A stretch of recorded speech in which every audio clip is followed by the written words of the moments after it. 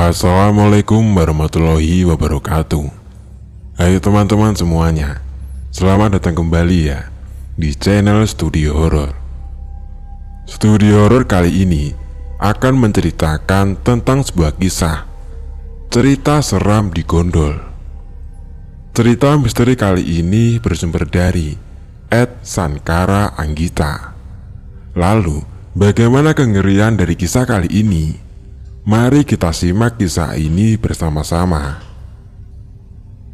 Dari tadi sore, hujan terus mengguyur perkampungan kecil ini, menyisakan rasa dingin yang menusuk hingga ke tulang sumsum. Kalau hujan begini, banyak memori masa kecil yang menyeruak keluar ingin kuceritakan. Tapi, aku akan fokus ke pembahasan sesuai judul, yaitu di gondol. Walaupun kalau hujan-hujan begini akan sulit untuk fokus, karena biasanya mereka dengan menyebalkannya akan tanpa izin meneduh di dalam rumah. Apakah di tempat kalian juga hujan? Jika iya, aku yakin mereka juga sedang berteduh di situ. Mungkin saja di ruang tamu, di kamar, atau bahkan kini sedang berdiri menumpang di sampingmu, sambil penasaran dengan apa yang kalian dengar. Pesanku, biarkan saja mereka. Baiklah, kisah ini terjadi bertahun-tahun silam. Aku bahkan tidak mengingat siapa dan bagaimana ceritanya, jika bukan karena kemarin Bato kembali membahas kisah ini. Kisah ini sempat membuat geger orang-orang di kampungku. Kampung yang sejak dulunya sudah dikenal wingit. Kampung yang saat itu masih jarang berdiri rumah-rumah warga. Batok bilang orang-orang takut mendirikan rumah di atas tanah wingit. Apalagi dulu juga pernah ada peristiwa berdarah di kampungku ini, membuat siapa saja yang sudah tahu kisahnya pasti akan berpikir dua kali untuk tinggal. Jadi, kita mulai saja kisahnya. Kala itu, Batok bilang udara terasa dingin. Angin bertiup tidak seperti biasanya, dan membuat siapapun akan merasakan hal yang sama sore itu. Ada perasaan cemas dan gelisah. Ayo, buruan masuk, sudah petang loh. Tidak baik main di luar. Ayo, teriak Mbah Tok menginstruksikan dari ambang pintu, membuat gadis lugu yang sedang bermain dengan teman sebayanya segera bergegas masuk. Gadis yang paham betul apa arti nangilok dari Mbah Tok. Jadi gadis itu menurut dan memilih segera berlari masuk ke dalam rumah dengan kedua tangannya yang menenteng batang daun ketela mainannya itu. Batok yang melihat anak-anaknya sudah masuk ke rumah kembali mengecek ke kanan dan ke kiri sebelum pada akhirnya menutup rapat-rapat pintu rumahnya. Batok juga tidak lupa menutup seluruh jendela serta menurunkan gorden kain yang sebelumnya ia tali ke atas. Entah kenapa Batok merasa cemas sore itu. Mbah Nang belum terlihat pulang dari sawah, membuatnya sendirian menjadi satu-satunya orang dewasa di rumah itu. Ditambah lagi suasana saat itu yang berbeda dari biasanya, yang menimbulkan rasa tidak nyaman pada sore itu. Tiba-tiba ada sebuah suara dari luar. Suara seseorang yang mengetuk pintu dengan tempo yang sangat pelan. Lalu semakin lama semakin cepat temponya. Batok yang yakin itu bukan Mbah Nang menyuruh semua anaknya untuk tetap diam dengan cara menempelkan telunjuknya di bibir. Sepenuturan dari Batok, jika saja kita bersuara atau menjawab atau bahkan membukakan pintu kepada makhluk itu, makhluk yang mengetuk pintu dengan cara aneh itu, sama halnya kita mempersilahkan makhluk itu bertamu dan masuk ke rumah. Konsekuensinya, kita tidak boleh ataupun tidak bisa mengusirnya. Lalu, bisa saja kita digondol, dibawa pergi, dibuat linglung, atau berita paling buruknya, meninggal dunia. Mbah Tok menunggu beberapa saat, hingga akhirnya suara ketukan itu menghilang. Saat itu, Mbah Tok sangat takut. Jujur, dia bukan orang yang sepemberani Mbah Nang.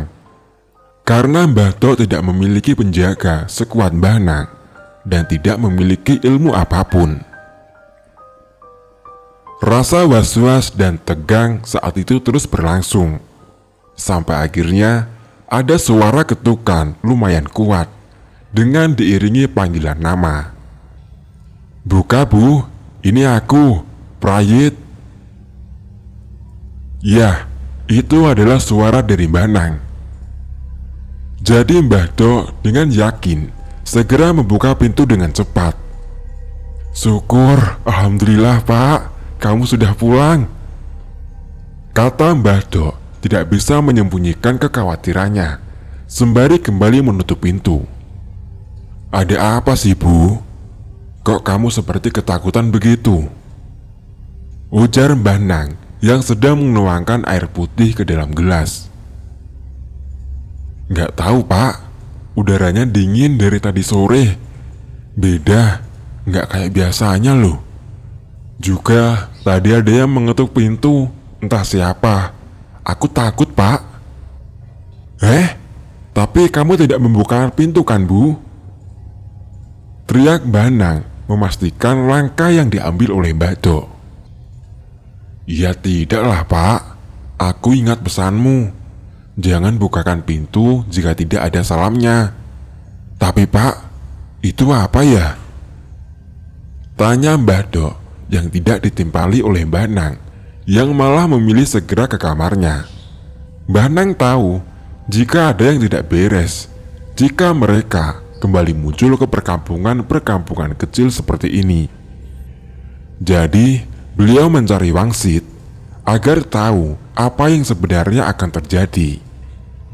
Saat itu Mbah Nang menjadi teringat dengan kejadian beberapa tahun sebelumnya lagi, ketika untuk pertama kalinya makhluk itu membuat geger kampung ini. Waktu di mana saat itu Mbah Nang pada akhirnya untuk pertama kalinya juga harus menghadapi dan menangani kejadian di Gondol. Saat itu ada seorang anak laki-laki, umurnya 6 tahunan. Dia sangat ingin buang air. Padahal saat itu bisa dikatakan sudah sangat malam untuk pergi ke kalen, sebutan untuk saluran irigasi kecil. Maklum, kala itu hampir semua kalangan tidak memiliki kamar mandi ataupun WC. Jadi mau tidak mau, siapa saja dan kapan saja waktunya, jika ingin buang air, dia harus pergi ke kalen yang letaknya berada di ujung kampung, di bawah rimbunya pohon bambu dan pohon sepatu dia. Tidak terkecuali anak itu. Malam itu, dengan cahaya minim dari Petromax, dia dituntun bapaknya menuju ke kalen yang sangat gelap gulita itu untuk segera menuntaskan hajatnya. Suara pohon-pohon bambu yang bergoyang dan bergesekan satu sama lain menghasilkan suasana mencekam kala malam itu. Belum lagi, malam itu terdengar suara gesekan daun-daun rimbun yang tertiup angin. Diselingi juga kicauan dari burung uncuing yang membuat bulu kuduk berdiri. Tetapi itu tidak mengurungkan niatnya. Sebut saja dengan nama Pak Naryo. Pak Naryo ini mengantar anak laki-lakinya buang air. Dia tidak tahu bahwa dari belakang sebuah makhluk tengah mengintai mereka. Sebuah makhluk yang sepersekian detik setelahnya berhasil nyawut mengambil paksa anak dari Pak Naryo untuk dibawanya pergi. Tolong, tolong ya Allah, ya Rob!" teriak dari Pak Naryo yang putus asa. Kakinya lunglai tatkala sadar bahwa baru saja anaknya digondol. Kata Mbah Nang, malam itu juga Pak Naryo dengan dibantu beberapa warga yang berbekal obor segera mencari anaknya ke segala sudut kampung. Tetapi sayangnya hasilnya nihil. Sampai akhirnya dia mengingat Mbah Nang. Dari sepenuturan beliau, Pak Naryo datang ke dalemipun rumah Mbah Nang dengan tergopoh-gopoh di pagi harinya. Wajahnya masih pucat, menyiratkan kepanikan yang luar biasa. Sebenarnya, Mbah Nang sudah mendengar kabar mengenai anak dari Pak Naryo yang digondol malam itu. Tetapi, Mbah Nang yang baru saja lelaku tirakat, memilih mencari tahu lebih dahulu apa dan siapa yang akan dia hadapi nantinya. Dan berdasarkan wangsit yang Mbah Nang dapat, Mbah Nang mengajak beberapa warga untuk menimbulkan bebunyian ke segala penjuru kampung dengan memanggil-manggil nama anak dari Pak Naryo. Sebelumnya, Mbah Nang sempat meletakkan sesaji di tempat terakhir anak Pak Naryo digondol. Juga tidak lupa, Mbah Nang menyisipkan beberapa rapalan doa yang aku sendiri tidak tahu apa itu. Karena Mbah Tok hanya sebatas memberitahuku bahwa Mbah Nang melakukan ritual kejawen untuk menemukan anak dari Pak Naryo di Kalen pojok kidul perkampungan.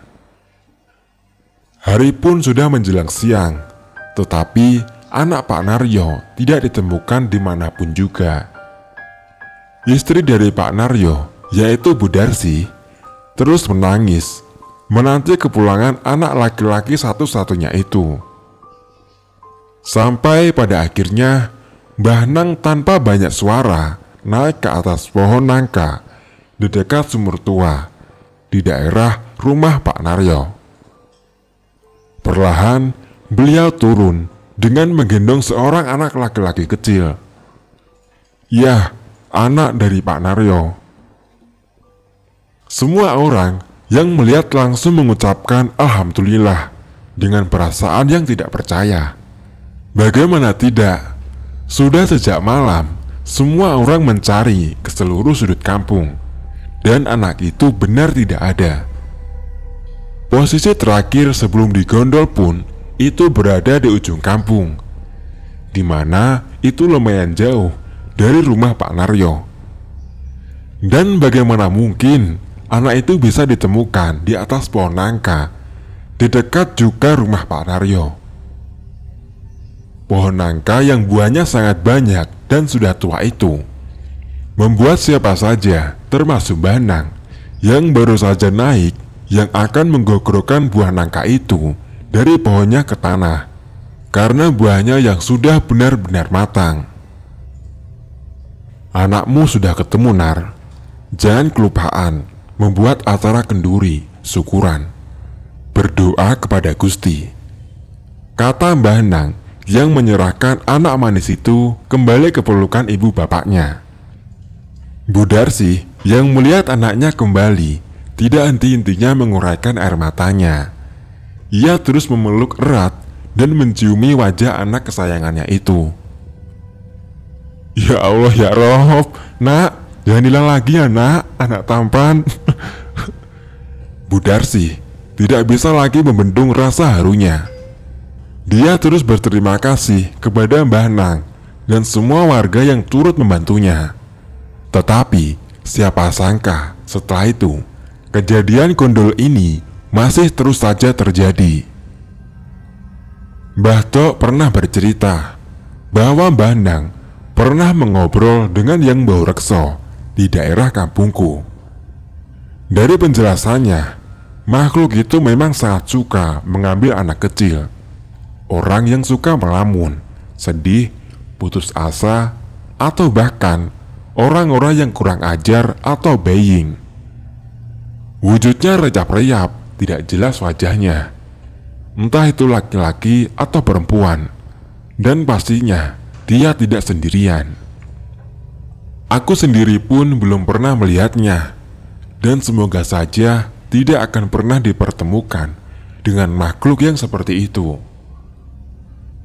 Mbah Nang bilang bahwa makhluk Mbah Wrekso itu kukunya panjang, tangannya keriput. Ia seperti mengenakan jubah yang berjuntai-juntai, layaknya siap melilit siapa saja. Dia sangat suka menunduk. Jika itu bertemu denganmu, kemungkinan kamu akan gila, linglung, dan naasnya akan meninggal dunia. Beruntung, anak Pak Naryo saat itu masih kecil dan masih tergolong suci. Jadi, dia tidak sampai mengalami hal yang cukup serius. Karena hal itu terjadi pada seseorang pria berusia kurang lebih 20 tahunan waktu itu. Dia adalah seorang pemuda yang terbilang baik. Jika diberitahu orang tuanya, ia selalu mengeyel dan sangat bandel. Namanya Anggoro. Pernah dia mengamuk minta dibelikan motor, yang notabene saat itu masih tergolong sangat sulit untuk dijangkau orang-orang biasa di kampungku.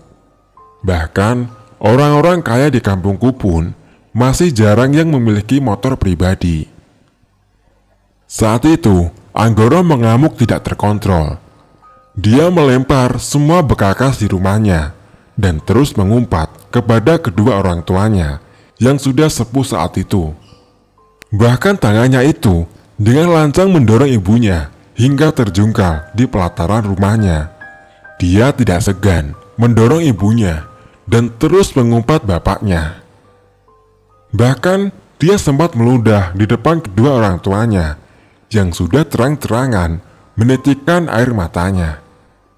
Sore itu, setelah puas mengumpat, Anggoro keluar pergi dari rumah entah kemana. Padahal sebentar lagi akan petang. Dan di daerah tempat tinggalku saat itu masih jarang listrik. Jadi jalanan sangat gelap jika malam sudah datang.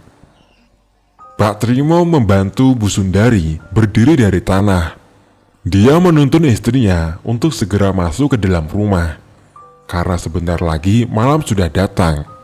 Juga pula gerimis sudah mulai turun ke permukaan bumi. Oh alah, anak kurang ajar. Akan menemui apa tuh kamu ini, nak? Gumam Pak Trimo yang sangat sakit hati dengan perlakuan oleh anaknya. Di sisi lain, Anggoro sangat emosi karena bapak dan ibunya tidak menuruti kemauannya. Dia sangat jengkel karena merasa bahwa keinginannya bisa saja dikabulkan jika bapak dan ibunya mau menjual sepetak sawah milik keluarganya. Dia terus saja berjalan menjauh dari rumah. Dia tidak tahu akan kemana.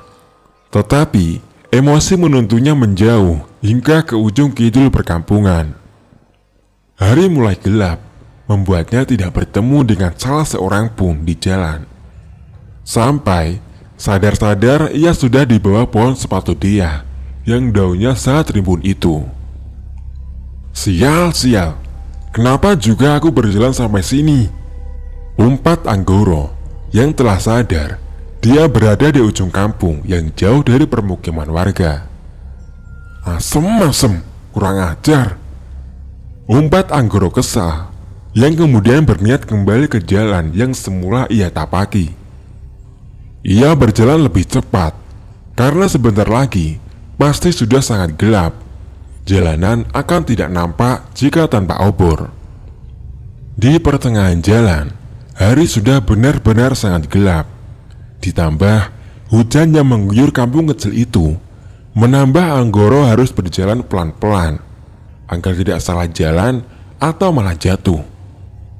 Dia terus geremet atau berjalan dengan perlahan, takut bila mana kesialan akan bertambah. Lumayan lama Anggoro geremet di tengah derasnya hujan. Dari kejauhan, dia mulai melihat cahaya dari sebuah senter, lampu zaman dulu yang memakai bahan bakar minyak tanah.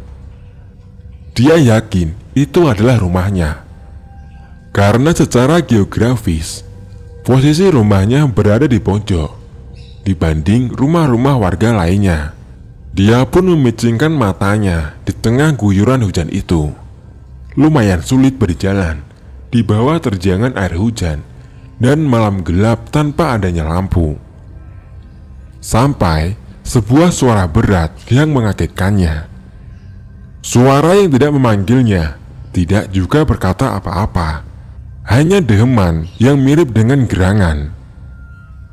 "Ah, bapak ngageti wae lo," kata Anggoro yang merasa kaget karena si pemilik suara langsung mengadengnya ke depan menggunakan payung hitam. Anggoro menapaki jalanan yang sedikit demi sedikit berubah menjadi lumpur, dikarenakan jalanan masih tanah pada saat itu. Dia terus saja mengikuti bapaknya yang mengadengnya tanpa adanya suara. "Tumben bapak tidak keluar suaranya. Apa masih marah ya karena tadi?" gumam Anggoro dalam hatinya, yang kemudian kembali mengacuhkan perasaan anehnya itu. Karena yang terpenting, dia akan segera sampai ke dalam rumah. Sampai akhirnya dia merasa sudah sampai di rumah. Sosok bapak itu menyuruh Anggoro segera duduk dan segera makan makanan di depannya, dikarenakan ia sudah dimasakkan komplit oleh ibunya. Aneh, padahal tadi ibu dan bapak menangis seperti sakit hati oleh perlakuanku. Tetapi kenapa malah sampai repot memasak begitu banyak yang dihidangkan untukku? Itulah yang sempat terpikirkan di benak Anggoro. Tapi lagi-lagi ia mengacuhkannya dan memilih mandi terlebih dahulu sebelum akhirnya ia menyantap makanan di atas meja itu. Dia berpikir jika mungkin saja ibu dan bapak akhirnya merasa bersalah, kemudian membuatkan begitu banyak masakan untuk meminta maaf kepadanya. Baru saja Anggoro berniat kembali sebutan kamar mandi umum di kampungku, tiba-tiba saja tangannya dipegang erat oleh ibunya.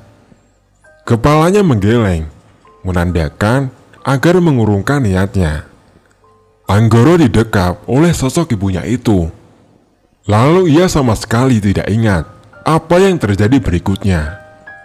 Yang ia ingat, ia kemudian mendengar sayup-sayup kelotekan warga, suara gaduh yang ditimbulkan dari berbagai macam alat rumah tangga.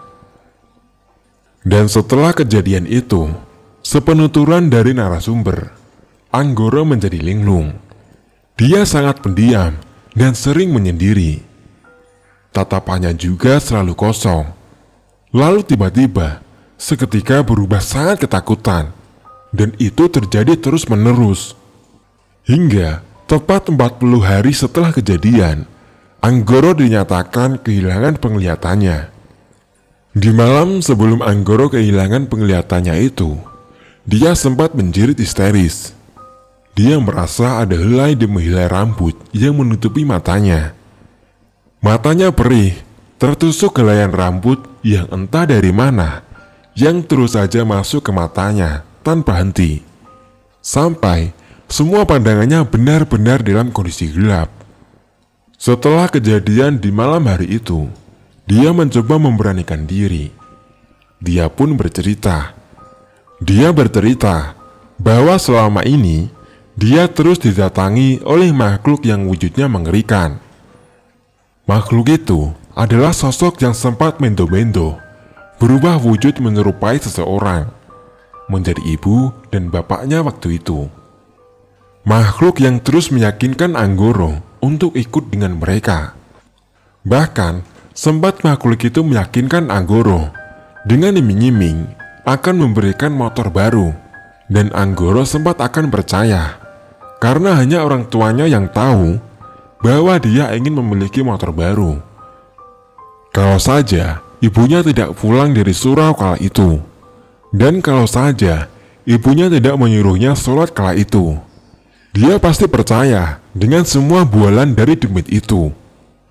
Karena di saat ibunya datang dan menyuruh Anggoro untuk bergegas sholat, makhluk itu terlihat sangat marah, dan hingga akhirnya membuatnya menunjukkan bentuk aslinya. Makhluk yang dari sepenuturannya memiliki mata merah menyala, menatapnya dengan tajam, penuh amarah, dan juga memiliki wajah yang sangat mengerikan, dengan jubah yang menjuntai, seperti siap melilit siapa saja di dekatnya. Makhluk itu terus saja datang setiap hari untuk memaksa Anggoro ikut dengannya. Kata Mbah Nang, alasan Anggoro tidak bisa digondol kembali, dan kenapa makhluk itu hanya mengajak Anggoro, bukan langsung menggondol seperti sebelumnya. Ya, adalah selain karena Mbah Nang memagari Anggoro. Makhluk itu sangat menyukai ekspresi ketakutan dari Anggoro. Jadi, dia hanya berniat menakut-nakuti Anggoro saja. Karena penyiksaan yang terhebat adalah rasa ketakutan. Hingga tidak jauh setelah kejadian hilangnya penglihatan, Anggoro pun dinyatakan meninggal dunia. Matanya membelalak, menatap ke pojokan ruangan. Ekspresinya sangat terlihat ketakutan, dengan posisi tubuhnya meringkuk di atas ranjangnya. Untuk almarhum yang kami maksudkan, mari sejenak kita berdoa sama-sama. Cerita pun selesai. Begitulah kisah cerita seram di Gondol. Terima kasih teman-teman semuanya sudah mendengarkan podcast Studio Horor ini hingga selesai. Wassalamualaikum warahmatullahi wabarakatuh.